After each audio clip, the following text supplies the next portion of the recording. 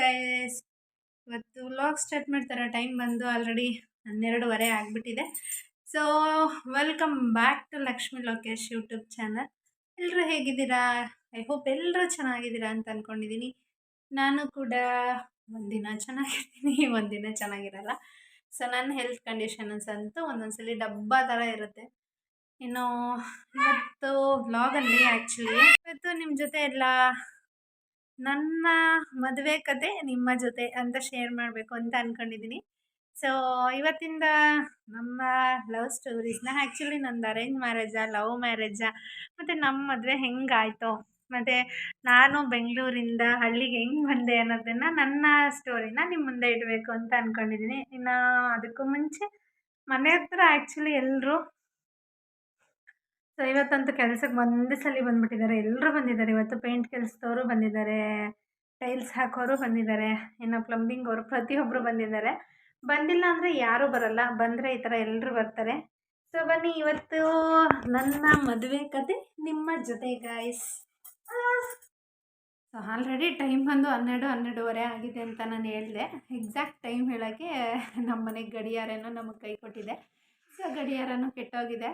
ಇನ್ನು ನಾನು blog start ಮಾಡೋಷ್ಟರಲ್ಲಿ ಪುಟಾಣಿ ಕೂಡ ಎದ್ದಿದ್ದಾನೆ. ಇವನು ಇಟ್ಕೊಂಡೆ ಇವತ್ತಿನ ಬ್ಲಾಗ್ ಸ್ಟಾರ್ಟ್ ಮಾಡಬೇಕು. ಹಾಯ್ ಮಾಡು, ಹಾಯ್ ಮಾಡು, ಹಾಯ್ ಮಾಡು ಎಲ್ರಿಗೂ ಹಾಯ್. ಅಲ್ಲಿ ಮಾತ್ರ ಬಿಟ್ಬಿಡ್ತಾನೆ, ಅಲ್ಲ ಇನ್ನೂ ಆಗಲೇ ಹೇಳ್ದಂಗೆ ಇವತ್ತು ಆ್ಯಕ್ಚುಲಿ ನಮ್ಮ ಜರ್ನಿ ಹೆಂಗೆ ಸ್ಟಾರ್ಟ್ ಆಯಿತು ಅನ್ನೋದನ್ನು ನಿಮ್ಮ ಜೊತೆ ಶೇರ್ ಮಾಡಬೇಕು ಅಂದ್ಕೊಂಡಿದ್ದೀನಿ.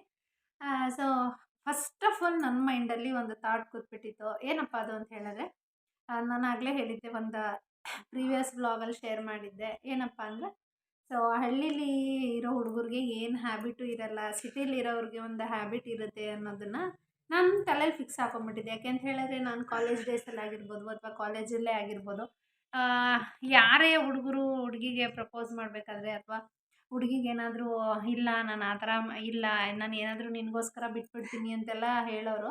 ಬಟ್ ನನಗನ್ಸುತ್ತೆ ಹಂಗೆ ಹೇಳಿದ ತಕ್ಷಣವೇ ಅವರು ಅದನ್ನು ಮಾಡ್ತಿರ್ಲಿಲ್ಲ. ಯಾಕೆಂದರೆ ಇಲ್ಲಿ ನಿಜವಾಗ್ಲೂ ಅಂತ ಪ್ರಾಮಿಸ್ ಇಡೋರು, ಅಲ್ಲಿ ಸ್ಮೋಕ್ ಮಾಡೋರು.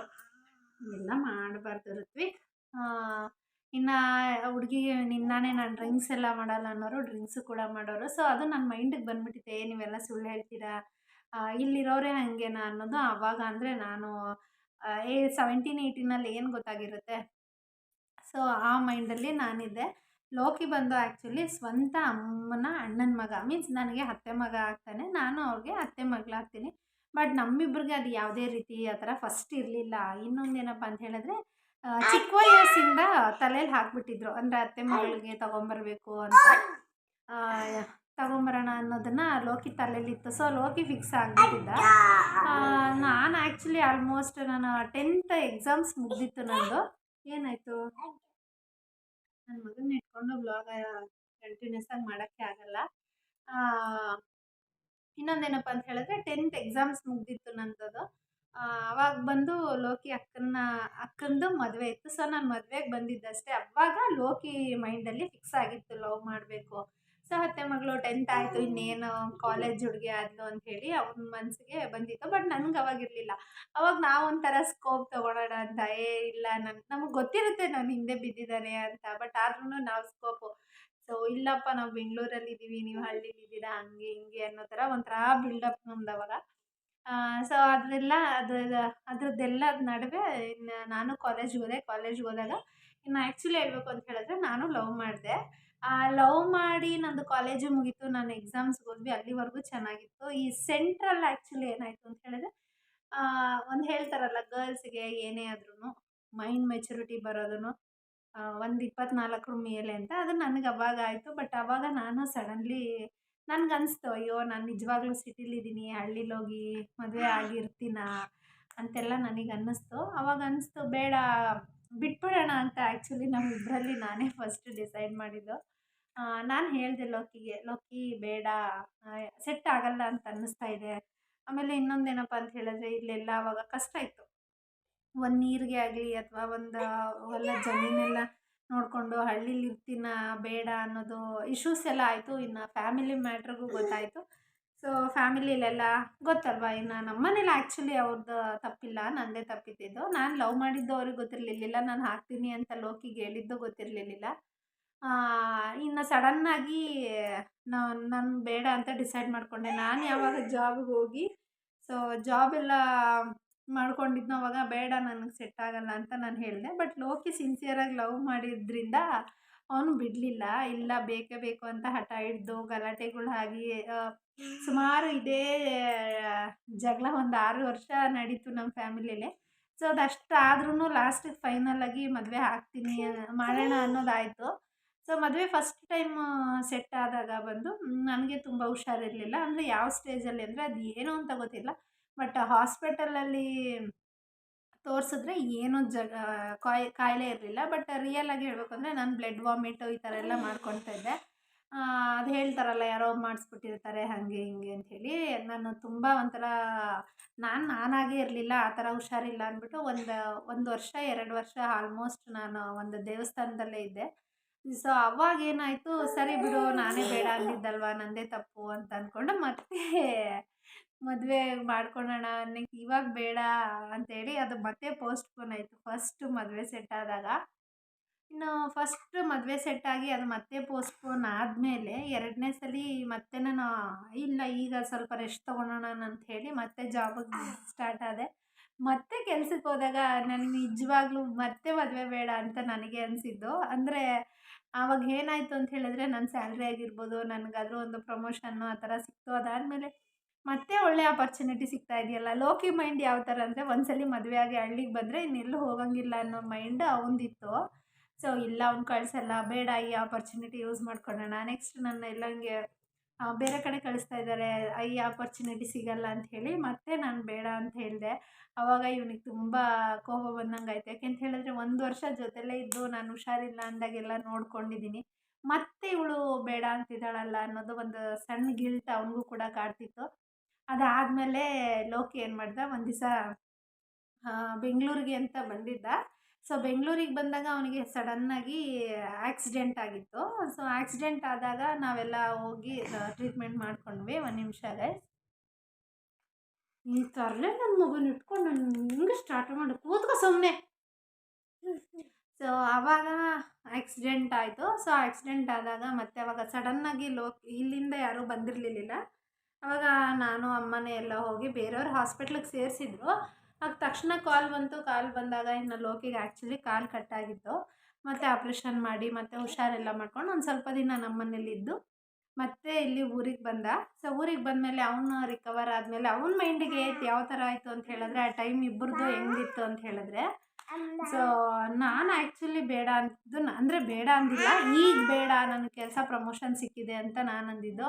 ಅದೇ ಟೈಮಲ್ಲಿ ಅವ್ನಿಗೆ ಆಕ್ಸಿಡೆಂಟ್ ಆಗಿದ್ದಕ್ಕೆ ಅವನ ಮೈಂಡಲ್ಲಿ ಏನು ಬಂತು ಅಂದರೆ, 1 ನಿಮಿಷ ಸುಮ್ಮನೆ ಕೂತ್ಕೋಬೇಕು ಋತ್ವಿ, ಹೊಡಿತೀನಿ ನಾನು ನೋಡಿ, ನನ್ನೇ ಹೊಡಿತಾನಂತೆ ನೋಡಿ. ಹಾಂ, ಗಂಡು ಮಕ್ಕಳು ಹೊಡಿಯೋಕ್ಕೆ ಕೈ ಎತ್ತುತ್ತಾರೆ. ಕೂತ್ಕೋ ಸುಮ್ಮನೆ, ಹೊಡಿತೀನಿ.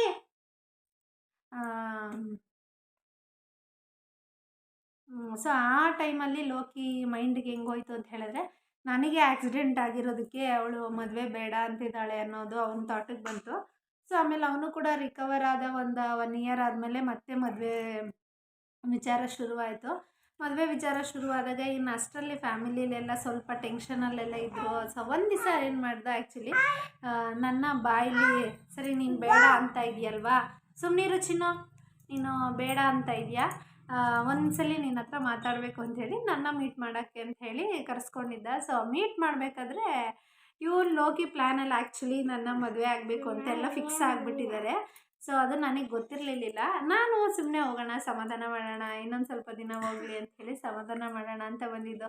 ಈ ಮೂವಿ ಸ್ಟೈಲಲ್ಲಿ ಕಿಡ್ನಾಪ್ ಕೇಸ್ ಆಗುತ್ತಲ್ಲ, ಆ ಥರ ಆಗಿತ್ತು. ಮತ್ತು ಇಲ್ಲ, ನನ್ನ ತಂದೆ ತಾಯಿ ಇಲ್ದಿರ ಆಗಲ್ಲ ಅಂಥೇಳಿ ಇದು ಅವರು ಕರ್ಕೊಂಡು ಹೋದ್ಮೇಲೆ ನಾನು ತಿರ್ಗಾ ರಿಟರ್ನ್ ಮನೆಗೆ ಬಂದೆ. ಸೊ ಮನೆಗೆ ಇಲ್ಲ, ನಾನು ನೀವೇನೇ ಮಾಡಿದ್ರು ನಾನು ಈ ರೀತಿ ಮದುವೆ ಆಗಲ್ಲ ಅಂಥೇಳಿ.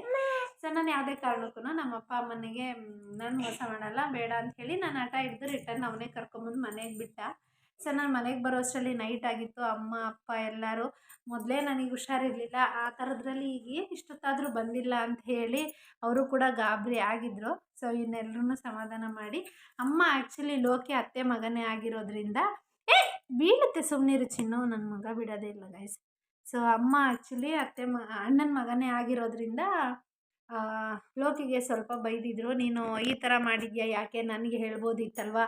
ಸೊ ಅಣ್ಣನ ಮಗ ಆಗಿ ಯಾಕೆ ಈ ಥರ ಕರ್ಕೊಂಡೋಗಿ, ಏನಾದರೂ ಹುಷಾರಿಲ್ಲ ಅಂದಿದ್ರೆ ಸುಮ್ಮನೆ ಅದಕ್ಕೆ ಅಲ್ಲಿ ಹೋಗ್ಬಾರ್ದು, ಏನಾದರೂ ಹುಷಾರಿಲ್ಲ ಅಂದಿದ್ರೆ ಏನು ಮಾಡ್ತಿದ್ದೆ ಅಂತ ಹೇಳಿ ಅಮ್ಮ ಅಂದರೆ ಕಾಮನ್ ಅದು, ಒಂದು ಹುಡುಗಿ ತಾಯಿಯಾಗಿ ಆ ಥರ ಮಾತಾಡೋದು.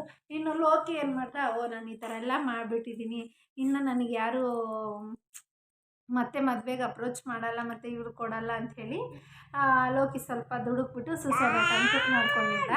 ಸೊ ಲೋಕಿ ಸೂಸೈಡ್ ಅಟೆಂಪ್ಟ್ ಮಾಡ್ಕೊಂಡ್ಮೇಲೆ ಇನ್ನು ಗೊತ್ತಿರುತ್ತಲ್ವ, ಇನ್ನು ಆವಾಗ ಅವ್ರ ಮನೆ ಕಡೆಯವರು ನಮ್ಮ ಮೇಲೆ ಸ್ವಲ್ಪ ಜಗಳಕ್ಕೆ ಬಂದರು. ನಿನ್ನ ಮಗಳಿಂದನೇ ಹಿಂಗಾಗಿದ್ದು, ನನ್ನ ಮಗ ಇನ್ನು ಸೀರಿಯಸ್ ಆಗಿಬಿಟ್ಟಿದ್ದಾನೆ, ಡಾಕ್ಟರ್ ಬೇರೆ ಸುಮ್ಮನೆ ಇನ್ನು ಡಾಕ್ಟರ್ ಬೇರೆ ಇಲ್ಲ, ಇನ್ನು ಉಳಿಯೋದು ಸ್ವಲ್ಪ ಡೌಟ್ ಇದೆ ಅಂತೆಲ್ಲ ಹೇಳಿದರೆ ಆ ಟೆನ್ಷನಲ್ಲಿ ನಮಗೆ ಕಾಲ್ ಮಾಡಿ ಗೊತ್ತಾಗುತ್ತಲ್ಲ ಆ ಸಿಚುವೇಷನಲ್ಲಿ. ಸೊ ಆ ಸಿಚುವೇಷನಲ್ಲಿ ಆ್ಯಕ್ಚುಲಿ ಇವ್ರಿಗೆ ಕಾಲ್ ಮಾಡೋದು, ಎಲ್ಲರೂ ಬೈಯೋದು, ಈ ಥರ ಎಲ್ಲ ಆಗಿ ಕಂಪ್ಲೀಟ್ ರಿಲೇಷನ್ಸೇ ಸ್ವಲ್ಪ ದೂರ ಆಗೋಯಿತು. ಸ್ವಲ್ಪ ಏನೋ ತುಂಬಾ ದೂರ ಆಗಿಬಿಟ್ಟಿತ್ತು. ಸೊ ಎಲ್ಲರೂ ದೂರ ಆಗಿ ಆ ಟೈಮಲ್ಲಿ ಎಲ್ಲರೂ ಜಗಳ ಮಾಡಿಬಿಟ್ರಲ್ಲ ಅಂಥೇಳಿ ಬೇಜಾರಾಗಿ ಸುಮ್ಮನಾಗಿದ್ವಿ. ಅಂದರೆ ನನಗೇನು ಬೇಜಾರು ಅಂದರೆ ಗೈಸ್, ಆ್ಯಕ್ಚುಲಿ ತಪ್ಪಿದ್ದಿದ್ದು ನಂದೊಬ್ಬಳ್ದು, ನಾನು ಬೇಕು ಬೇಡ ಅಂತ ಈ ಥರ ಮಾಡ್ತಿದ್ದೆ. ಸೊ ಇದರಲ್ಲಿ ಬ್ಲೇಮ್ ತೊಗೊಂಡಿದ್ದು ನನ್ನ ಪೇರೆಂಟ್ಸು. ಅದೊಂದು ಅವರು ದುಡುಕ್ಬಾರ್ದಾಗಿತ್ತು. ನಿಮಿಷ ಗೈಸ್, ಆ ಟೈಮಲ್ಲಿ ಅದು ಸ್ವಲ್ಪ ನನಗೂ ಕೂಡ ಹರ್ಟ್ ಆಗಿತ್ತು. ಬಟ್ ಅದಾದಮೇಲೆ ರಿಲೇಷನ್ ಎಲ್ಲ ಅಷ್ಟಕ್ಕೇ ದೂರ ಆಗಿದ್ವಿ. ಬಟ್ ತಿರ್ಗಾ ಅದೇನೇನೋ ಆಗಿ ಮತ್ತೆ ನಮ್ಮ ಮದುವೆ ಲಾಸ್ಟ್ಗೆ ಆಯಿತು. ಸೊ ಮದುವೆ ಆಗಿ ಇವಾಗ ಆಲ್ಮೋಸ್ಟ್ 10 ವರ್ಷ ಮುಗಿತಾ ಬರ್ತಿದೆ. ಈಗ ಚೆನ್ನಾಗಿದ್ದೀವಿ, ಎಲ್ಲ ಫ್ಯಾಮಿಲಿನೂ ಕೂಡ ಈಗ ಚೆನ್ನಾಗಿದ್ದಾರೆ, ಯಾರೂ ದೂರ ಆಗಿಲ್ಲ, ಎಲ್ಲರೂ ಚೆನ್ನಾಗಿದ್ದೀವಿ. ನನ್ನ ಮದುವೆದು ಆ್ಯಕ್ಚುಲಿ ಹೆಂಗಾಯಿತು ಅಂತ ಹೇಳಿದ್ರೆ, love marriage come arrange marriage ಲಾಸ್ಟಿಗೆ ಆಯಿತು. ಇದು ನಮ್ಮದಂತೂ ಹೇಳೋಕ್ಕೋದ್ರೆ ಒಂದು ಮೂವಿ ಸ್ಟೋರಿನೇ ಆಗಿಬಿಡುತ್ತೆ. ಟೋಟಲಾಗಿ ಹೇಳಬೇಕು ಅಂದರೆ ನಮ್ಮದು ಆ್ಯಕ್ಚುಲಿ ಲವ್ ಮ್ಯಾರೇಜು. ಅದೇ ನನ್ನ ಥಾಟ್ ಇದ್ದಿದ್ದು ನಿಜ ಅನ್ನೋದೇ ಥರನೇ ಆಯಿತು. ಬೆಂಗಳೂರಲ್ಲಿರೋರಿಗಿಂತ ಹಳ್ಳಿಲಿರೋರೇ ಚೆನ್ನಾಗಿ ನೋಡ್ಕೊತಾರೆ ಅಂತ. ಈಗ ಎಲ್ಲರೂ ಚೆನ್ನಾಗಿದ್ದೀವಿ, ನಮ್ಮ ತಾಯಿನೂ ಇಷ್ಟಪಡ್ತಾರೆ, ಅವರು ಇಷ್ಟಪಡ್ತಾರೆ, ಚೆನ್ನಾಗಿದೆ ಲೈಫು ಅಂತ ಹೇಳೋಕ್ಕೆ ಇಷ್ಟಪಡ್ತೀನಿ. ನನ್ನ ಮದುವೆ ಕತೆ ಹಿಂಗಾಯಿತು, ಇದೇ ನನ್ನ ಮದುವೆ ಸ್ಟೋರೀಸು. ಸೊ ಇಬ್ಬರು ಚೆನ್ನಾಗಿದ್ದೀವಿ ಅಂತ ಹೇಳ್ತಾ ಇವತ್ತಿನ ವ್ಲಾಗ್ ಇಲ್ಲಿಗೆ ಮುಗಿಸ್ತಾ ಇದ್ದೀನಿ. ನನ್ನ ವ್ಲಾಗ್ ಇಷ್ಟ ಆಗಿದ್ದರೆ ವಿಡಿಯೋ ಲೈಕ್ ಮಾಡಿ, ಶೇರ್ ಮಾಡಿ, ಹಾಗೆ ಇನ್ನೂ ಯಾರ್ಯಾರು ನನ್ನ ಚಾನಲ್ಗೆ ಸಬ್ಸ್ಕ್ರೈಬ್ ಮಾಡಿಲ್ಲ, ಸೊ ಪ್ಲೀಸ್ ಸಬ್ಸ್ಕ್ರೈಬ್ ಮಾಡ್ಕೊಂಡು ಒಂದು ಸಪೋರ್ಟ್ ಮಾಡಿ ಅಂತ ಕೇಳ್ತಾ ಇವತ್ತಿಗೆ ನಾನು ವ್ಲಾಗ್ ಮುಗಿಸ್ತಾ ಇದ್ದೀನಿ. ಬಾಯ್ ಮಾಡು ಕಳ್ಳ, ಬಾಯ್.